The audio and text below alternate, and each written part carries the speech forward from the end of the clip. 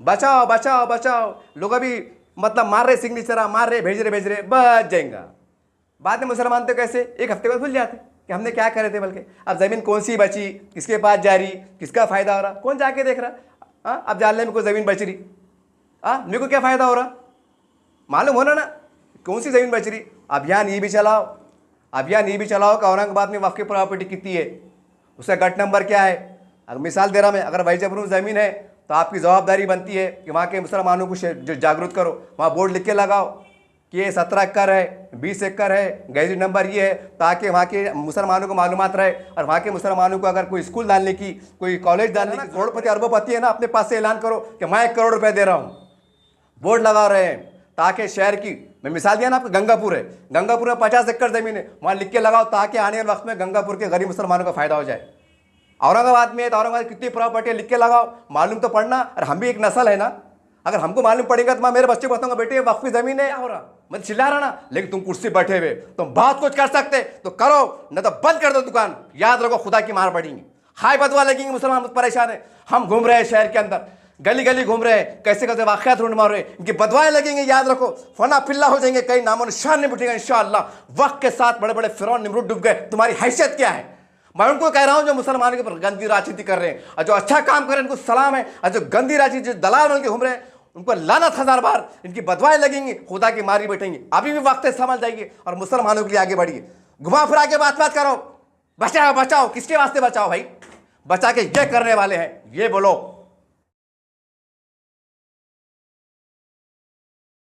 औरंगाबाद से बात कर रहा हूं, और आज का जो मेरा विषय है वो वक्फ बोर्ड को लेकर है।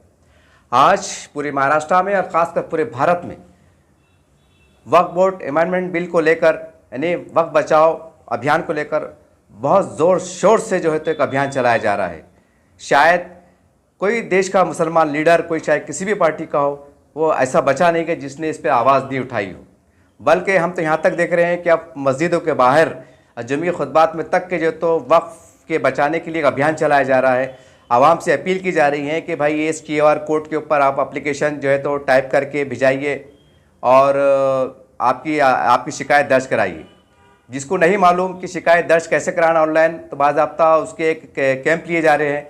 कैंप के ज़रिए बताया जा रहा है कि आपको ऑनलाइन शिकायत कैसी दर्ज कराना है, तो कैसी वहाँ बात को पहुँचाना है, ताकि ये इस बिल जो आने वाला है इसको हम रुका जा सके।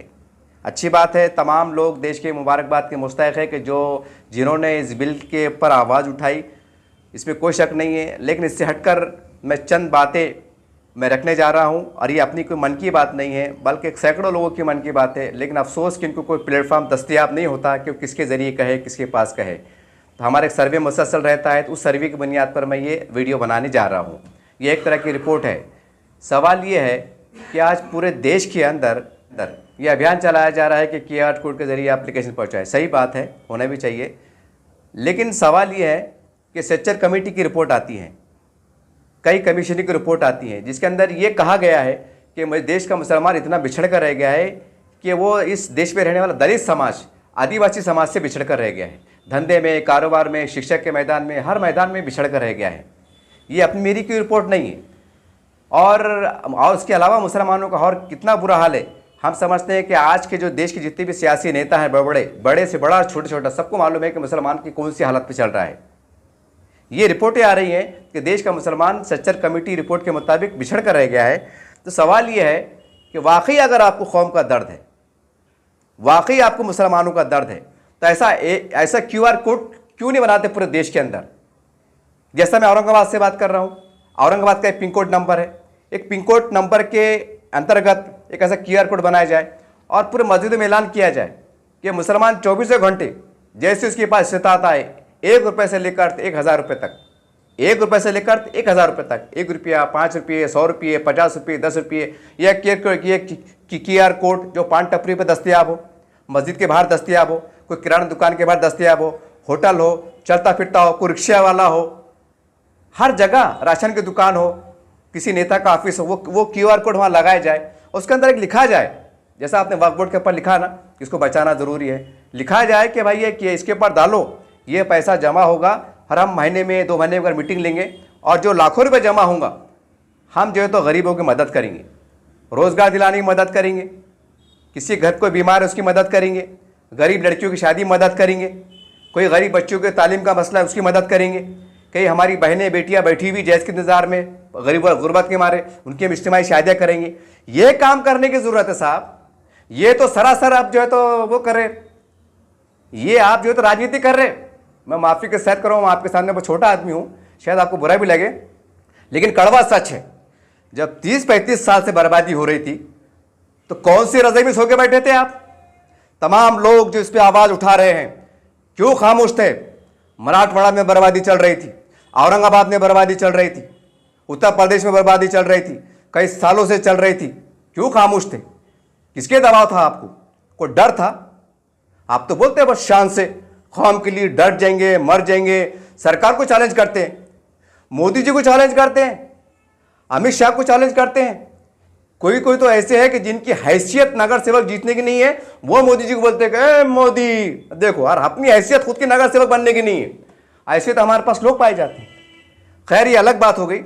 मेरा कहना ये मतलब ये है, आप वक्फ बोर्ड बचाने की बात कर रहे ना कि नहीं, मेरा सवाल है अब तक पूरे देश के अंदर जितने वक्फ की ज़मीनात पर जो सरकारी कार्यालय बने हुए हैं, कलेक्टर ऑफिस है, कई पुलिस कमिश्नर ऑफिस है, कई कलेक्टर ऑफिस है, कई बहुत से सरकारी विभाग है, ठीक है, सरकार की अपनी उसके बाद सरकारी कार्यालय बने हुए, तो आपने सरकार से नुमाइंदगी क्यों नहीं की कि भाई ये ज़मीन करोड़ों रुपए की है, इस पर अगर हम शॉपिंग कॉम्प्लेक्स बनाते हैं तो हमको महीने के जो है तो 50 लाख रुपए किराया आ सकता है।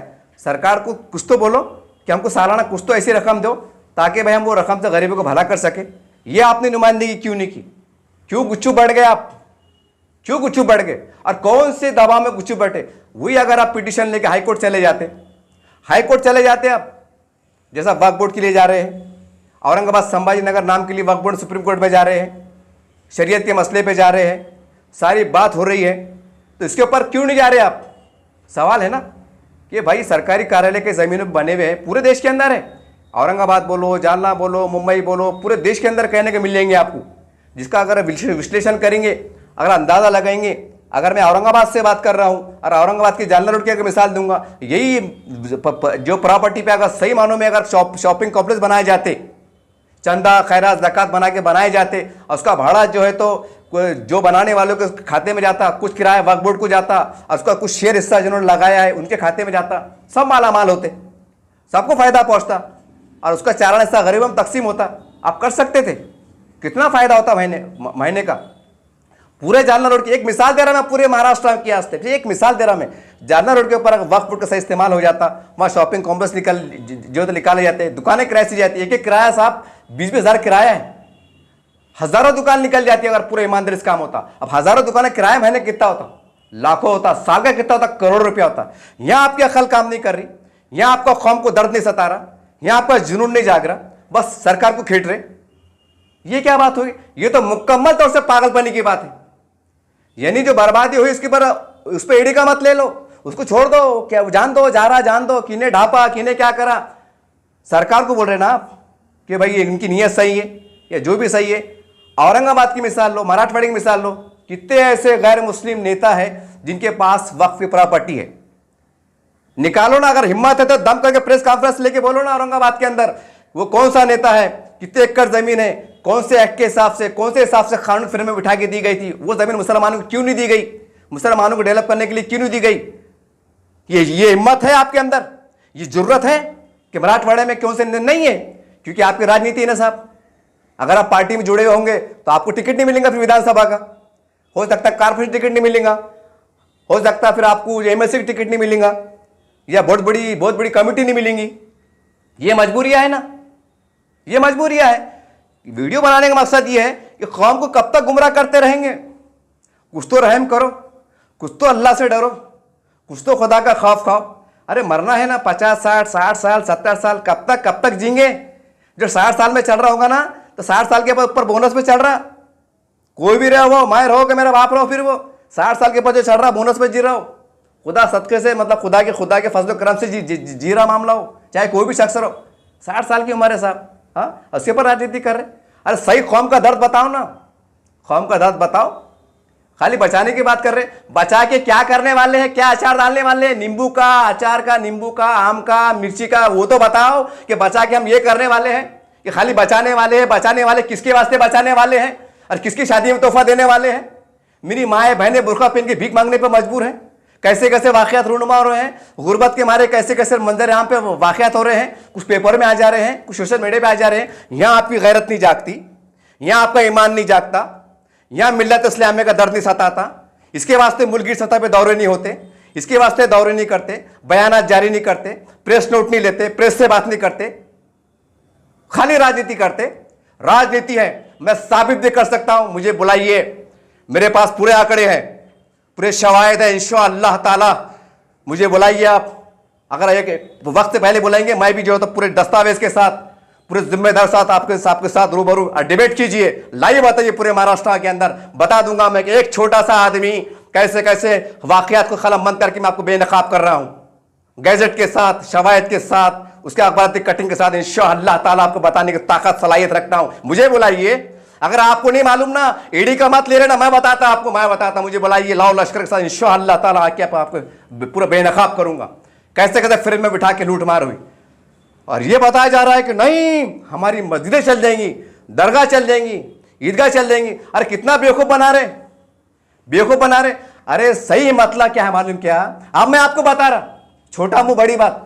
मसला क्या है? एक दरगाह है, उसकी 100 एकड़ जमीन है। अब गवर्नमेंट क्या करेंगी?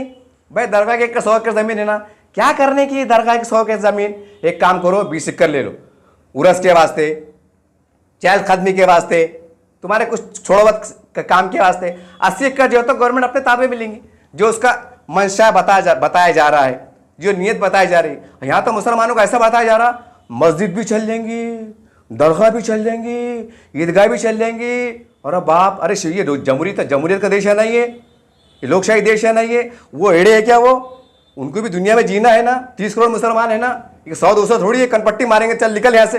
अरे 30 करोड़ मुसलमान है ना, ये पूरा देश पूरी दुनिया देख रही ना, उसको इतनी थोड़ी मट्टी उड़ाएंगे वो। अच्छा आप बोल रहे कि सरकार छीन लेंगी, अभी नए सिरे से छीने जा रही जमीन अब 30-35 साल में। अरे इसके ऊपर तो तलबकशी करो, इसके ऊपर तो कुछ बोलो। सही बोले तो ये होना चाहिए था अभियान, जैसा मैंने कहा कि एक QR कोड, 2 मतलब है मेरे ये वीडियो बनाने के। एक QR कोड पूरे देश के अंदर जिला जाति सतह पर ऐसा बनाओ कि भाई ऐलान करो कि चलते फिरते इसके अंदर पैसा डालो, 1 रुपये से लेकर 1000 तक, वो जो जमा होगा उसके ऊपर हम काम करेंगे। जैसा वली रहमानी नौजवान ने बच्चे ने करके बताया, हर जिले के अंदर स्कूल है, कॉलेज है, मदरसे है, ये हम काम करेंगे। और दूसरी बात, दूसरा अभियान ये चलाओ कि जो वक्फी जमीनात जो है तो कब्जे में है, ये सरकार के पास है, सरकार से सख्त नुमाइंदगी करो, मौसर नुमाइंदगी करो। टाइम पड़ा तो हाई कोर्ट चल जाओ, सुप्रीम कोर्ट चल जाओ, सरकार से जवाब तलब करो कि आज हम परेशान हैं, आज आप हमारी मदद भी नहीं कर रहे, हमको फंड भी नहीं दे रहे, हमको कुछ भी नहीं दे रहे, नौकरी में हमारा कोई योगदान नहीं, ज़्यादा हमको लोन भी नहीं देते, तो कम से कम किराए की शक्ल में कोई ऐसा कुछ दो ताकि उसके अंदर गरीबों को फायदा हो जाए। कोर्ट के जरिए से सरकार पे वो डालो, आप डाल सकते हैं ना, आप, हमारे पास लोकतंत्र है। फिर आप अगर कोर्ट का इस्तेमाल नहीं कर रहे, हाई कोर्ट का नहीं कर रहे, सुप्रीम कोर्ट का नहीं कर रहे, और बस किधर भी मामला चल रहा, तो क्या है फिर? ये है क्या? ये कौन सा अभियान चला रहे? खाली बचाने का अभियान चला रहे। बचाए करने वाले क्या है? अब बहुत से मैंने अखबार में पढ़ा, मैंने नहीं बोले वो आगे चलकर वो नमाज पढ़ रहे, वो ये कर रहे, ये चल लेंगे, ये इतना नहीं करने वाले हैं। मैं माफ़ी के साथ कर रहा हूँ, मुसलमानों को बुरा मत करो। जो एक्स्ट्रा ज़मीन पड़ी हुई है 50 एकड़, 30 एकड़, 40 एकड़, ये वो विवाद भाई, ये वो लफड़ा है, वो खुद देख रहे ना भाई। एक मस्जिद है 100 बाय 100 पे है, उसकी 20 एकड़ ज़मीन है, बोलेंगे 1-2 एकड़ छोड़ दो तुम्हारे धार्मिक काम के वास्ते, बाकी हम कोई इसमें लेंगे। ये ऐसा फंडा है, ये ऐसा फंडा है। लेकिन तुम क्या बोले? नहीं हम मुसलमान, क्योंकि महाराष्ट्र में विधानसभा चुनाव आ रहे, हर 4-5 स्टेट में विधानसभा चुनाव आ रहे। अब कुछ लोग मुसलमान लीडर क्या कर रहे, उसके राजनीति कर रहे, गलत बात है। कौम का दर्द है, कौम का दर्द है ना, तो उस जमीन के ऊपर मुसलमानों के लिए तुम क्या करने वाले हैं? और हमारे पास 4 बड़ी बड़ी इस्लामी तंजीमें हैं, उनको समझाओ, उनको मीटिंग लो, मस्जिद में चंदे करो, वहां पर मुसलमानों को बिठाने का काम करो, गरीब मुसलमान का काम करो। तो ये है कौम का दर्द, ये है कौम का दर्द, मिल्लत का दर्द। ये दर्द बचाओ बचाओ बचाओ। लोग अभी मतलब मार रहे सिग्नेचर, मार रहे, भेज रहे, बच जाएगा।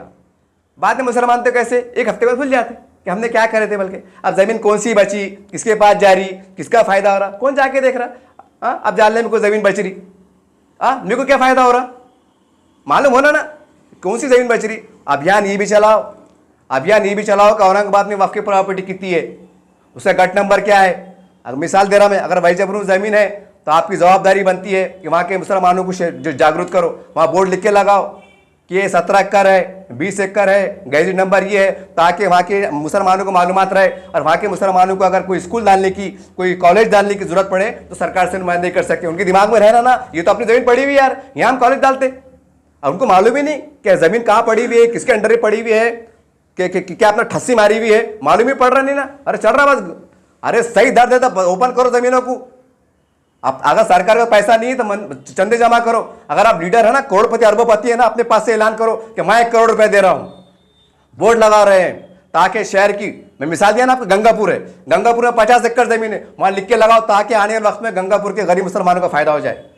औरंगाबाद में है तो औरंगाबाद कितनी प्रॉपर्टी लिख के लगाओ, मालूम तो पड़ना। और हम भी एक नस्ल है ना, अगर हमको मालूम पड़ेगा तो मैं मेरे बच्चे को बताऊंगा, बेटे वक्फ की जमीन है, दिल्ली गेट के बाहर है, किधर है, क्या है, मेरे को मालूम पड़ना ना। अगर मेरे बच्चे काबिल बने, मेरे बच्चे कल को आमदार बने, खासदार बने, तो वो कार्रवाई कर सकते ना। मेरे बच्चे खुद नहीं मालूम रहेंगे जमीन किसकी है, मामला चल रहा, खारे पीरे मस्त जो पड़े हुए। बहरहाल इसके पर गंदी सियासत बंद करो और खुल के बात करो।